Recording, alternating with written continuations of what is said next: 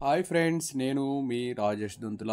ఈరోజు మనం APDSC teacher recruitment test model paper 1 school assistant మ్యాథమెటిక్స్లోని రిమైనింగ్ క్వశ్చన్స్ నేర్చుకుందాం. అయితే ముందుగా మన ఛానల్ని సబ్స్క్రైబ్ చేయని వారు సబ్స్క్రైబ్ చేసుకోండి. అలాగే నా వీడియోస్ని లైక్ చేయండి, ఎక్కువ మందికి రీచ్ అయ్యేలా మీ హెల్ప్ అందించండి. స్పర్శించని రెండు వృత్తాలకు గీయగలిగిన స్పర్శ రేఖల సంఖ్య అంటే ఒకదాన్నొకటి తాకనటువంటి వాటికి ఎన్ని గీస్తామని అడిగారు. ఇలా టాప్ ఒకటి, బాటమ్ ఇలా ఇలా మొత్తం వచ్చేసి 4 స్పర్శ రేఖలు అంటే 4 స్పర్శ రేఖలు గీయవచ్చు. So option 4 is the right answer. Next one, ax² + bx + c = 0 సమీకరణం మూలాలు ఆల్ఫా కామా బీటా అయితే α² + β² కామా α³ + β³ విలువలు a, b, cలలో ఎంత? Given equation ax² + bx + c = 0 alpha comma బీటాలు అన్నారు అంటే ఆల్ఫా ప్లస్ బీటా -b/a అవుతుంది. ఆల్ఫా బీటా c/a అవుతుంది. సో ఇక్కడ మనకి α² + β² అడిగారు. α² + β² ఎప్పుడు వస్తుందంటే alpha plus beta whole square -2α beta అయితే α² + β² అవుతుంది. అంటే -b/a whole square -2 × c/a, that means b²/a² -2c/a. So ఇక్కడ ఎల్సిఎం వచ్చేసి a² అవుతుంది.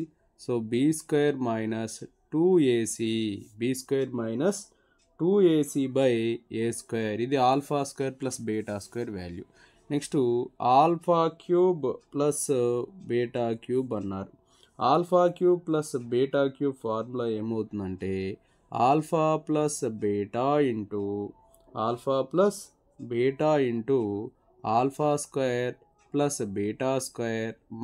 -α బీటా అవుతుంది. సో ఆల్ఫా ప్లస్ బీటా తెలుసు మనకి -b/a. α² + β² ఇప్పుడే ఫైండ్ అవుట్ చేసాం. b² - 2ac/a² ఆల్ఫా బీటా అంటే c/a అనమాట.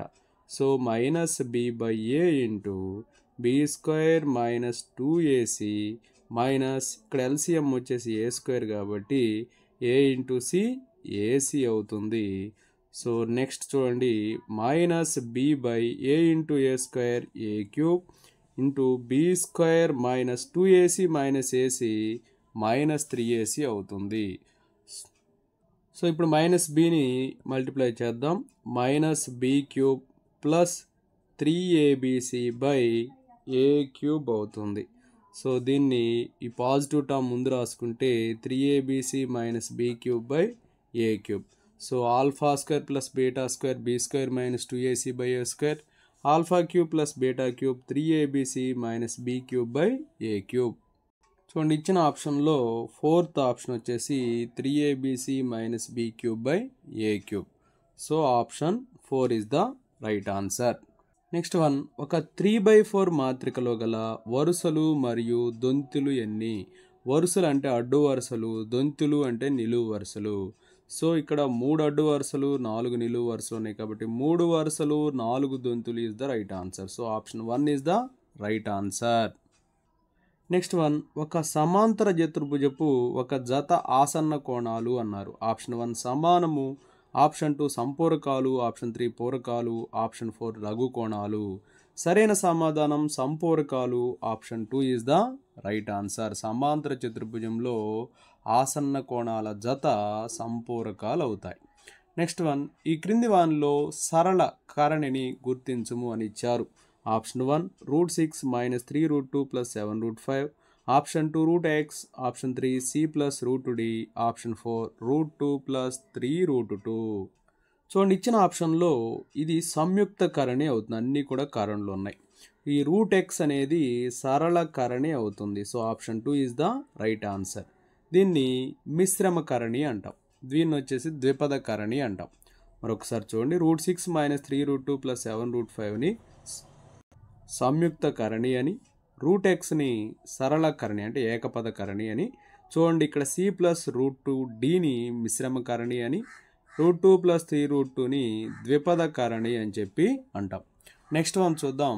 -9/2 మరియు 5/18ల వ్యుత్క్రమాల లబ్ధానికి -4/5 యొక్క సంకలన విలోమాన్ని కూడగా వచ్చే విలువ. చూడండి, ఇక్కడ -9/2 యొక్క వ్యుత్క్రమము -2/9 అవుతుంది. చూడండి, అలాగే 5/18 యొక్క వ్యుత్క్రమము 18/5 అవుతుంది. దీనికి ఏం యాడ్ చేసాం చూడండి, -4/5 యొక్క సంకలన విలోమాన్ని కలపాలి. అంటే +4/5ని కలపాలి. 9 1s 9 2s.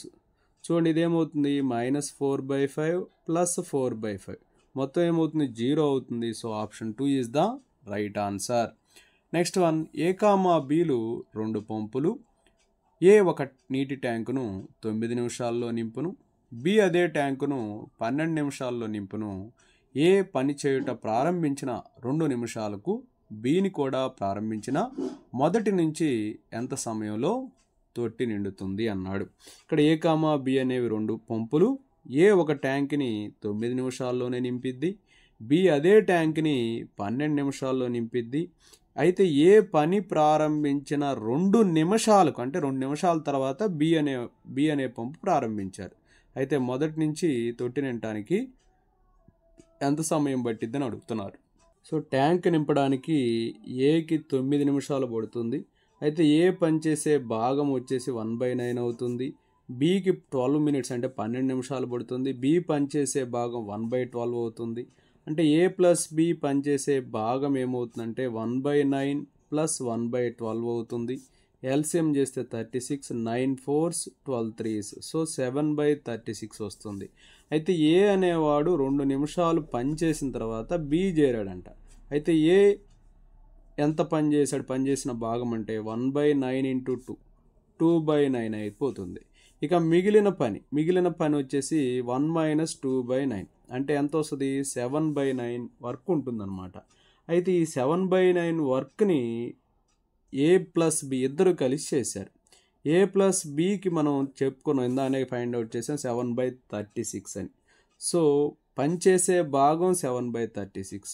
ఓకేనా. ఇక్కడ మిగిలిన పని భాగం 7/9 కాబట్టి 7/9 దీన్ని రివర్స్లో రాసుకోవాలి. 36/7. 7 7 క్యాన్సిల్. 9 1s 9 4s అంటే 4 మినిట్స్ పడుతుంది. ఆల్రెడీ A 2 మినిట్స్ చేశాడు కాబట్టి 2 + 4 అంటే 6 మినిట్స్ పడుతుంది అనమాట. సో 6 నిమిషాలు. Option 3 is the right answer. Next one, 1, 4, 7, so అంక శ్రేణి మొత్తము 715 అయినా ఆ శ్రేణిలో మొత్తము పదములు ఎన్ని అని ఇచ్చారు. చూడండి, ఇక్కడ 1, 4, 7 అండ్ సో అని ఏపీలో ఉన్నాయి. A అంటే మొదటి పదం 1 అవుతుంది. D అంటే T2 - T1 అంటే 4 - 1 3 అవుతుంది. SN వచ్చేసి 715 ఇచ్చారు. SNకు formula n/2 × 2A + n - 1 × D అవుతుంది = 715. సో ఈ 2 ఇటు వచ్చేస్తే 1430 అవుతుంది. సో n × 2A అంటే 1 + n - 1 × D వాల్యూ 3 అవుతుంది. So n × 2 + 3n - 3 = 1430. So n × 3n - 1 = 1430. 3n² - n - 1430 = 0 అవుతుంది. వర్గ సమీకరణ సాధన formula x = -b ± √b² - 4ac/2a అవుతుంది. ఇక్కడ x అనేది n అవుతుంది.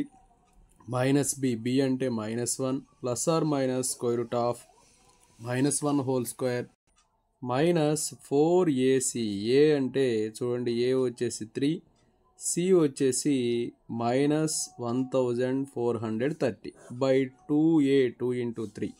So minus into minus plus, +1 ± 1² అంటే 1, మైనస్ ఇంటూ మైనస్ ప్లస్ అవుతుంది. 4 3s 12. 12 × 1430 వచ్చేసి 17,160/2 3 6. సో 1 ± 17,161 అవుతుంది. దీన్ని రూట్ వాల్యూ వచ్చేసి 17,161/6. 1 ± దీని రూట్ ఫైండ్ అవుట్ చేస్తే 131 వస్తుంది/6. సో ఇక్కడ మనకి 2 వాల్యూస్గా మనం దీన్ని సపరేట్ చేయొచ్చు. n ఈక్వల్ టు 1 ప్లస్ 131/6 అంటే 132/6 అవుతుంది. 6 2s 12 6 2. సో n వాల్యూ అనేది 22 వస్తుంది. So n value 22, option 4 is the right answer. Next one, Neelima బట్టలు కొనుటకు ఒక దుకాణమునకు వెళ్ళినది. ఆమె ఎంచుకున్న దుస్తుల ప్రకటన వెల 1000 రూపాయలు. దుకాణదారు మొదట 20%, తరువాత 5% రుసుము ఇచ్చెను. అయినా ఆమెకు మొత్తం మీద ఎంత రుసుము లభించిందో కనుగొనండి అన్నాడు. ఇక్కడ దుస్తులకి ప్రకటన వెల ఇచ్చారమ్మా. ఫస్ట్ ప్రకటన వెల వచ్చేసి 1000 రూపాయలు. తర్వాత ఫస్ట్ రుసుము శాతం, మొట్టమొదటి రుసుము శాతం వచ్చేసి 20% కాబట్టి తగ్గింపు, మొదట తగ్గింపు ఫస్ట్ ఎంత తగ్గించారో తెలుసుకుందాం. దీనికి రుసుము బై 100 ఇంటూ ప్రకటన వెల, రుసుము బై 100 ఇంటూ ప్రకటన వెల. సో ఇక్కడ ప్రకటన వెల 1000 రూపాయలు కాబట్టి 2 zeros క్యాన్సిల్ అయిపోతే 200 రూపాయలు తగ్గించారు. 200 రూపాయలు తగ్గించారు. ఈసారి సెకండ్ రుసుము పర్సెంట్, మనం రెండోసారి రుసుము శాతం కానీ చూసినట్లయితే 5% ఇచ్చారు. ఈ 5% దేంట్లో ఇక్కడ 200 రూపీస్ తగ్గిస్తే 1000లో ఇంకెంత ఉంటాయి, 800 ఉంటాయి. కాబట్టి సెకండ్ టైం తగ్గించింది ఎంతో తెలుసుకుందాం. సో 5% ఆఫ్ 800 అనమాట. సో 5% అంటే 5/100 ఇంటూ 800. 2 zeros క్యాన్సిల్ అయిపోతే 5 8s 40 రూపీస్ తగ్గించారు. అంటే 800లో 40 రూపీస్ తగ్గిస్తే, 800లో 40 తగ్గిస్తే 760 వచ్చింది. సో 760 మీద ఎంత టోటల్గా ఎంత రుసుము శాతం వచ్చింది అని చెప్పి అడిగారు. సో టోటల్గా ఎంత రుసుము శాతం వచ్చింది అంటే మనకి 760 రూపాయలు అయ్యింది. అంటే మొత్తం ఎంత, ప్రకటన వెల 1000, అందులో 760 తీసేస్తే 240 రూపాయలు, అంటే తగ్గించింది 240. కాబట్టి టోటల్ ఎంత రుసుము శాతం వచ్చింది మనకు తెలియాలంటే 240 మొత్తం 1000 ఇంటూ 100. ఈ 2 సున్నాలకి 2 సున్నాలకి అలాగే 0 క్యాన్సిల్ అయిపోతే 24% రుసుము శాతంగా మనం మొత్తం మీద చెప్పవచ్చు.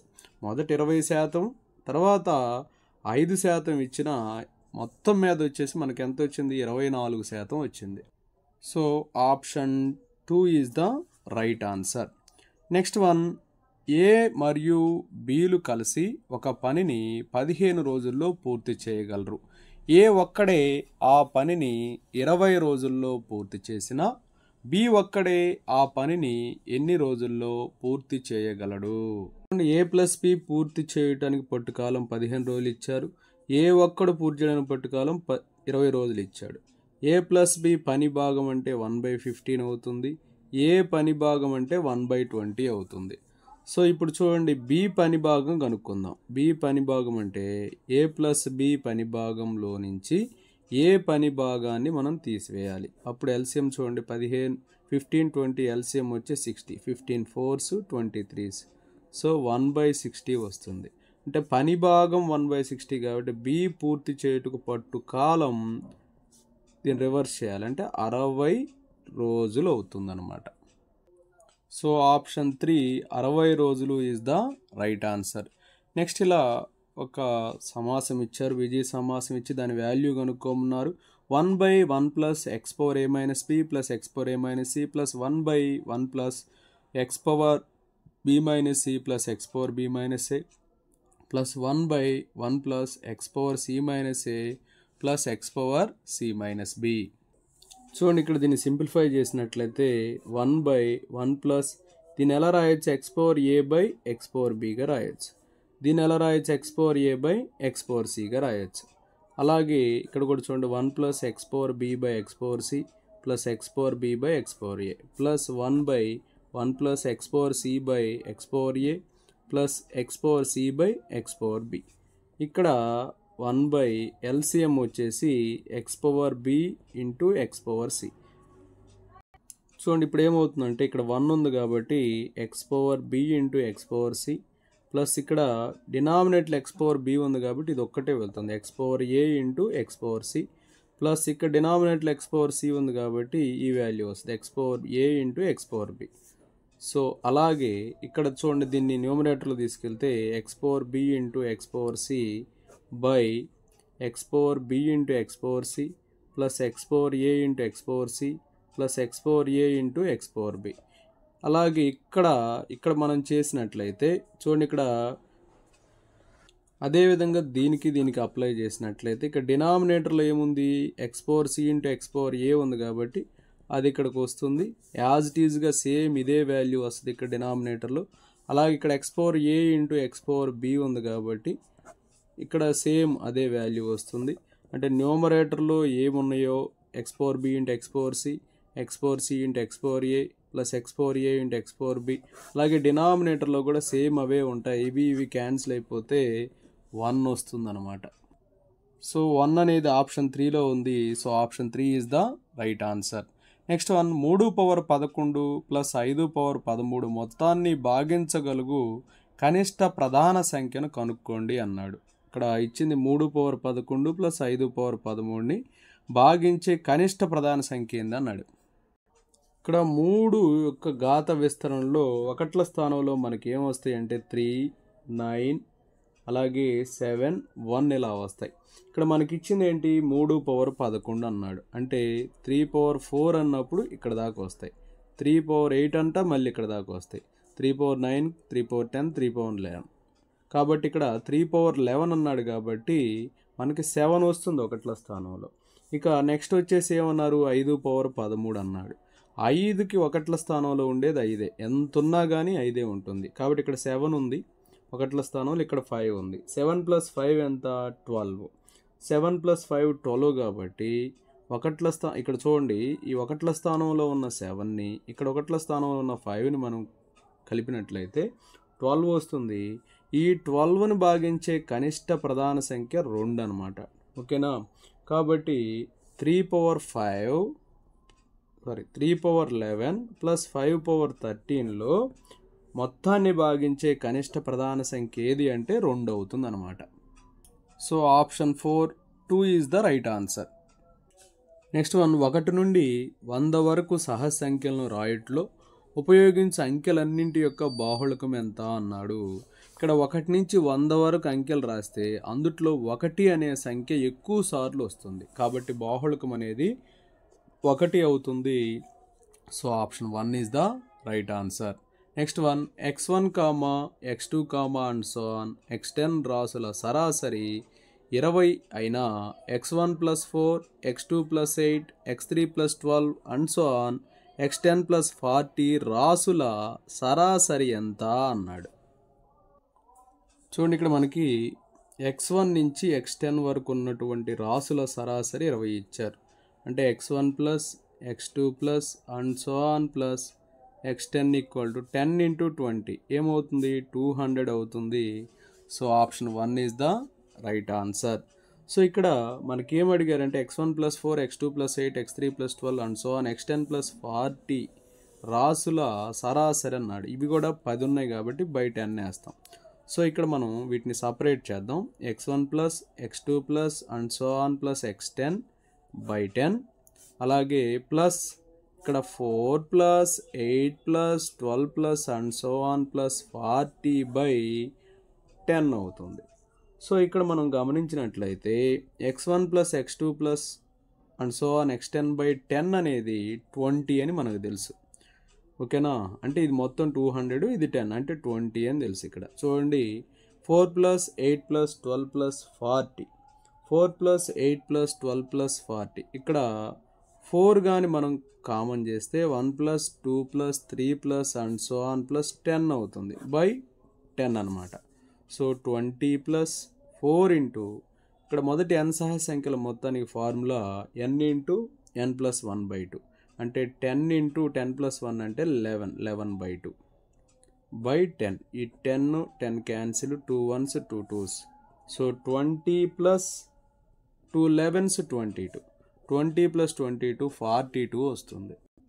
42 option 2 is the right answer. Next 1, 42 into a power 4 minus 13a cube plus 36a స్క్వేర్ను 7a into a minus 4 చే భాగించగా వచ్చు విలువ ఎంత అన్నారు.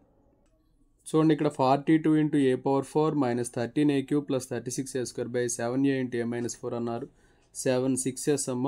సో 6 ఇంటూ ఇక్కడ వీటన్నింటిలోంచి ఏ స్క్వేర్ కామన్ చేద్దాం.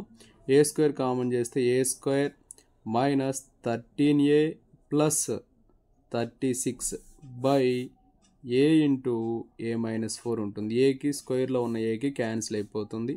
6a ఇంటూ దీన్ని మనం ఫ్యాక్టర్స్గా రాసినట్లయితే a square minus 13a plus 36ని మనం ఫ్యాక్టర్స్గా రాసినట్లయితే ఈ మైనస్ 13aని మైనస్ 9a మైనస్ 4aగా రాస్తాం. కాబట్టి ఇది మనకి ఎలా వస్తుందంటే a minus 9 into a minus 4 అవుతుంది.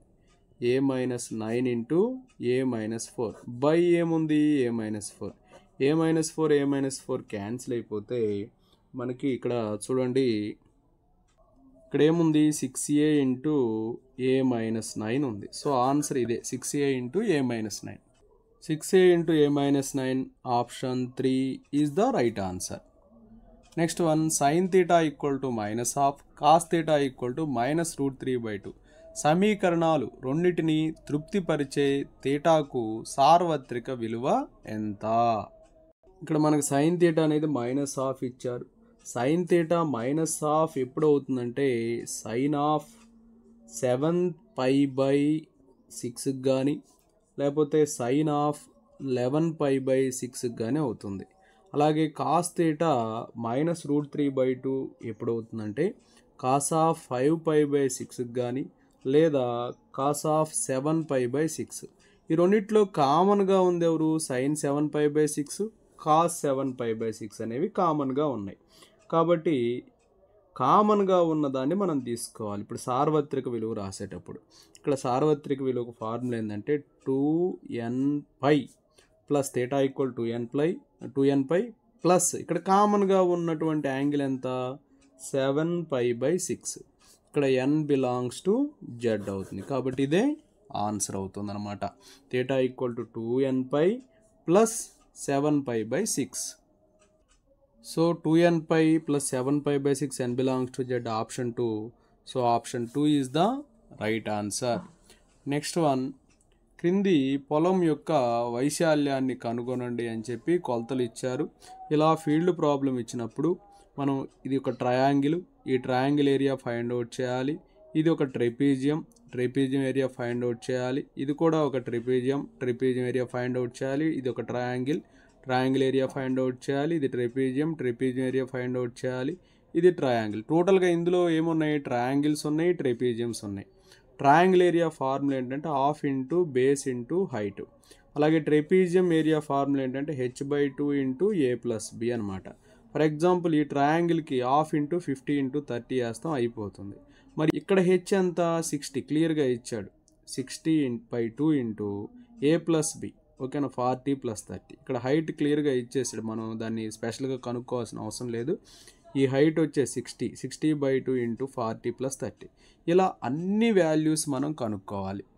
ఇలా అన్ని వైశాల్యాలు కనుక్కొని మొత్తం సమ్ చేసినట్లయితే 10,650 చదరపు మీటర్లు వస్తుంది. So option 3 is the right answer. Next one చూడండి.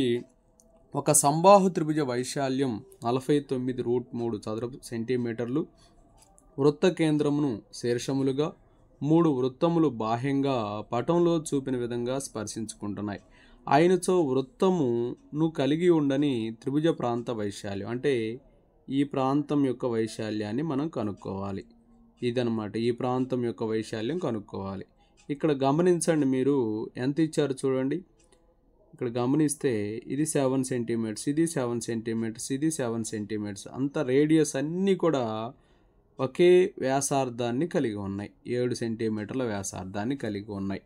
అప్పుడు త్రిభుజ భుజం కొలత, త్రిభుజం అనేది సంబాహు త్రిభుజం క్లియర్గా అర్థమవుతుంది. 7 + 7 ఏమవుతుంది? 14 అవుతుంది భుజం కొలత. చూడండి ఇక్కడ మనం సంబాహు త్రిభుజ వైశాల్యం కనుక్కుందాం. సంబాహు త్రిభుజ వైశాల్యం దీని ఫార్ములా ఏంటంటే √3/4 a² అవుతుంది. సో √3/4 ఇంటూ a² అంటే 14 into 14 2 2s 2 7s 2 1s 2 7s. So 49√3 వస్తుంది. 49 ఇంటూ √3 వాల్యూ 1.732. సబ్స్టిట్యూట్ చేసి మల్టిప్లై చేస్తే 84.87 స్క్వేర్ సెంటీమీటర్స్ వస్తుంది, అంటే చదరపు సెంటీమీటర్లు వస్తుంది. ఇక్కడ సెక్టర్ వ్యాసార్థం వచ్చేసి 7 సెంటీమీటర్స్ అమ్మ. సెక్టర్ వైశాల్యం ఫార్ములా ఏమవుతుందంటే A = θ/360 × πr² అవుతుంది. అక్కడ అది సంవాహ త్రిభుజం కాబట్టి θ అనేది 60 degrees ఉంటుంది, అంటే 60 degrees, ఇంటూ పై అంటే 22/7, r అంటే 7, so 7 × 7, 7 7 cancel, 61s 66s, 2 3s 2 11s, so 77/3. ఇవి ఎన్ని సెక్టార్స్ ఉన్నాయి? 3 ఉన్నాయి కాబట్టి 3 సెక్టార్ల వైశాల్యం ఏమవుతుందంటే 3 × 77/3, అంటే 3 క్యాన్సిల్ అయిపోతే 77 చదరపు సెంటీమీటర్లు వస్తుంది. కానీ ఇక్కడ మనం సెక్టార్లు ట్రయాంగిల్స్లో అది ఈక్వల్ ట్రయాంగిల్ లేని పార్ట్ కనుక్కోవాలి కాబట్టి మొత్తం ఎంత ఉంది? 84.87 మైనస్ అందులోంచి 77ని సబ్ట్రాక్ట్ చేస్తాం, అంటే ఎంత వస్తుంది? 7.87 చదరపు సెంటీమీటర్లు వస్తుంది. ఇదే ఆన్సర్, 7.87 చదరపు సెంటీమీటర్లు. చూడండి, వృత్తమును కలిగి ఉండని త్రిభుజ ప్రాంత వైశాల్యం ఇదమ్మా. ఇది ఎంత వచ్చిందంటే 7.87 చదరపు సెంటీమీటర్లు. Option 2 is the right answer. Next one, పౌనపున్య బహుభుజలో దేనిని ఉపయోగిస్తారన్నారు? ఆప్షన్ 1 తరగతి మధ్య విలువలు మరియు పౌనపున్యము, ఆప్షన్ 2 తరగతి హద్దులు మరియు పౌనపున్యము, ఆప్షన్ 3 ఎగువ హద్దులు అవరోహణ సంచిత పౌనపున్యము, ఆప్షన్ 4 దిగువ హద్దులు ఆరోహణ సంచిత పౌనపున్యము. పౌనపున్య బహుభుజలో మనకు కావాల్సింది తరగతి మధ్య విలువలు మరియు పౌనపున్యము, so option 1 is the right answer. చూడండి, ఇక్కడ ఒక కారు గంటకి 80 కిలోమీటర్ల వేగంతో ప్రయాణిస్తే 5 గంటల్లో చేరిందంట. అదే 100 కిలోమీటర్లతో ప్రయాణిస్తే ఎంత టైంలో చేరుతుంది అన్నాడు. అంటే 80 × 5/100 వేస్తాం. So 0 0 cancel, 5 1s 5 2s, 2 1s 2 4s, so 4 గంటలు వస్తుంది. So option 2 is the right answer. Okay, thank you friends. నా వీడియో నచ్చినట్లయితే లైక్ చేయండి, మీ మిత్రులు షేర్ చేయండి, ఇంకా మన ఛానల్ని సబ్స్క్రైబ్ చేయనట్లయితే సబ్స్క్రైబ్ చేసుకోండి. Thank you for watching.